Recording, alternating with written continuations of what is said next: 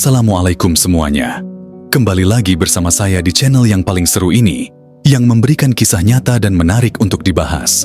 Namun sebelum itu mengklik tombol subscribe terlebih dahulu. Dan jangan lupa untuk menuliskan solawat di kolom komentar, agar kita mendapatkan syafaat di akhir kelak.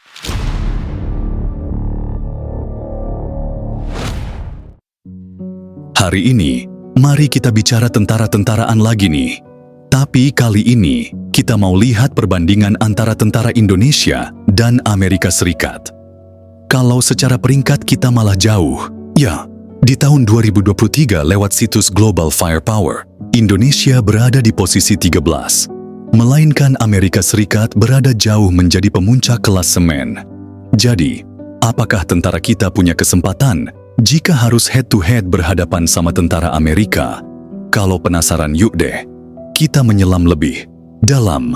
Pertama, mari kita masuk ke yang ringan-ringan dulu, yaitu jumlah personil masing-masing negara. Hal ini juga tercantum jelas di dalam globalfirepower.com. Sebelum masuk ke detailnya, kita harus tahu nih, kalau secara skala penduduk Indonesia dan Amerika, ternyata udah mepet-mepetan. Indonesia ya, berada di urutan keempat sebagai negara terpadat di dunia. Dengan 274.290.244 jiwa. Kemudian Amerika Serikat berada di urutan ketiga, dengan jumlah penduduk mencapai 340.596.000 jiwa. Nah, perbedaan jumlah penduduk ini berimbas pada jumlah personil militer yang dimiliki masing-masing negara, di mana Indonesia punya personil militer lebih sedikit dari. Segi jumlah Indonesia punya 1.080.000 personil militer yang terbagi atas 400 personil aktif, 400 personil cadangan dan 280 personil pramiliter. Sedangkan untuk Amerika Serikat, total personil yang dimiliki adalah 1.832.000 personil, yang terbagi atas 1.390.000 personil aktif, 442 personil cadangan, dan tanpa personil paramiliter.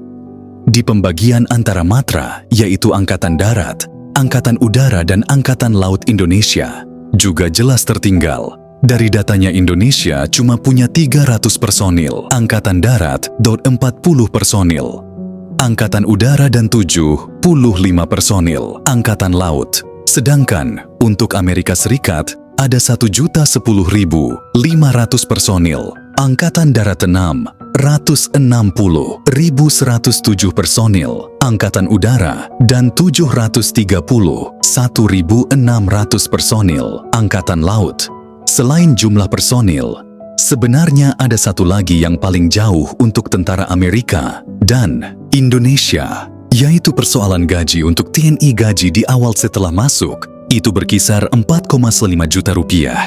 Dan saat karirnya mencapai Kepala Staf TNI, Angkatan Darat gajinya bisa mencapai 47 juta rupiah. Sedangkan di Amerika, bagi US Army yang baru masuk, atau dikenal dengan Private Iwan, mendapatkan 23.11 USD, atau 341 juta rupiah. Dan jika karirnya mencapai Staff Sergeant E6, gaji US Army bisa mencapai 35.606 USD, atau 530 juta rupiah. Wow, mendengar hal ini emang jadi miris sih. Padahal job desk kedua satuan tentara ini mirip banget dari segi jumlah. Mari kita membahas hal lainnya, yaitu pasukan khusus yang dibentuk kedua negara, dan juga senjata yang digunakan di Indonesia. Kita mengenal beragam pasukan khusus yang aksinya telah terdengar di mana-mana. Beberapa yang paling terkenal itu adalah Komando Pasukan Khusus atau Kopassus, Komando Pasukan Katak atau Kopaska, Detasemen Jala Mangkara atau Denjaka, dan Komando Pasukan Gerak Cepat atau Kopaskan. Kemudian, untuk Amerika, negara Paman Sam ini punya pasukan elit yang telah mendunia sejak lama, mulai dari Delta Force, Navy SEAL, Green Beret, hingga Night Stalker. Dalam menjalankan tugas kedua belah pihak, dipersenjatai sangatlah mumpuni. Ya, meskipun ada perbedaan mencolok soal produsen senjata ya. Indonesia masih menggunakan campuran antara senjata yang diproduksi dalam negeri dan diproduksi di luar negeri.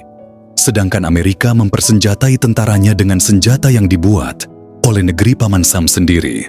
Untuk pistol tentara Indonesia menggunakan G2 dalam negeri dan DWK-5 milik Korea Selatan.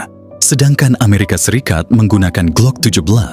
Lalu ada shotgun Indonesia menggunakan Spas 12 dari Italia.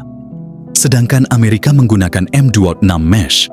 Kemudian untuk submachine gun Indonesia menggunakan MP7 milik Jerman dan PM2 buatan dalam negeri. Sedangkan Amerika Serikat menggunakan 6-hour MPX. Lalu kita pindah ke assault rifle Indonesia menggunakan AUG milik Austria dan juga menggunakan SS2 milik sendiri.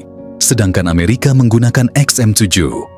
Lalu bagaimana dengan sniper Indonesia? Ternyata menggunakan AWM yang terkenal dari UK dan juga SPR-3 milik Indonesia. Sedangkan Amerika menggunakan Barrett M42. Nah, yang menarik nih, datang dari pelontar granat dan juga senjata anti-tank, sebab Indonesia dan Amerika menggunakan senjata yang sama, yaitu M203 sebagai pelontar granat dan FJM-148 Javelin sebagai anti-tank. Selain senjata tentara, masing-masing juga menguasai berbagai macam seni bela diri untuk menjalankan tugas tentara Indonesia. Setidaknya mendedikasikan diri untuk 5 seni bela diri, mulai dari Yongmudu, Kungfu, Karate, Tarung Derajat, dan pastinya pencaksilat.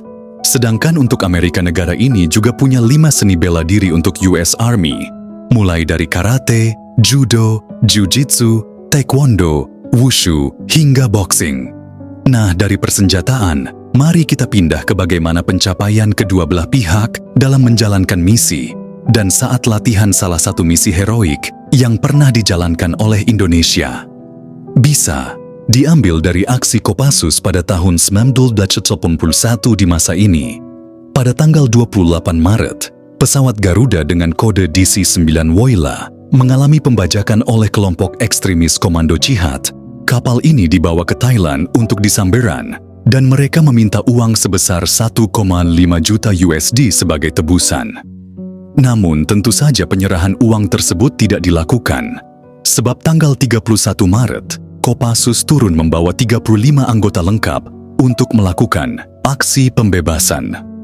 Regu yang dibagi menjadi 3, yaitu merah dan biru untuk penyerbuan dari sayap, dan regu hijau untuk penyerbuan lewat pintu belakang, berlangsung sangat efektif. Kopassus cuma butuh 15 menit untuk menangani pembajakan pesawat tersebut, sedangkan untuk Amerika, kita mengenal operasi Napsun Spear yang dijalankan oleh US Navy SEAL. Misi ini dijalankan pada 1 hingga 2 Mei 2011 di Pakistan untuk menaklukkan Osama bin Laden, gembong teroris yang memimpin organisasi Al-Qaeda. Misi ini berlangsung alot dan penuh pertempuran, karena persembunyian Osama bin Laden merupakan bunker kompleks berupa labirin yang telah ditanami bom. Makanya operasi ini sangatlah berbahaya. Untung saja dengan menurunkan 72 personil terlatih, dengan membagi tugas beragam seperti melacak bom, hingga kontak senjata dilakukan dengan baik dan berhasil mencapai kemenangan. Nah, dalam latih tanding sendiri, tentara Indonesia tidak jarang membuat tentara Amerika berdecak kagum. Misalnya dalam Ground Combat 1 lawan 1, POA tentara Indonesia, ia berhasil mengunci tentara Amerika. Padahal kita tahu sendiri kalau bodi tentara Indonesia jauh lebih kecil. Selain itu ada juga momen latihan menembak, di mana TNI berhasil mendominasi tentara Amerika. Jadi kita emang harus selalu kasih 20 jempol lah untuk TNI Indonesia. Oke, itu. Nah di video kita kali ini, sampai jumpa di video berikutnya.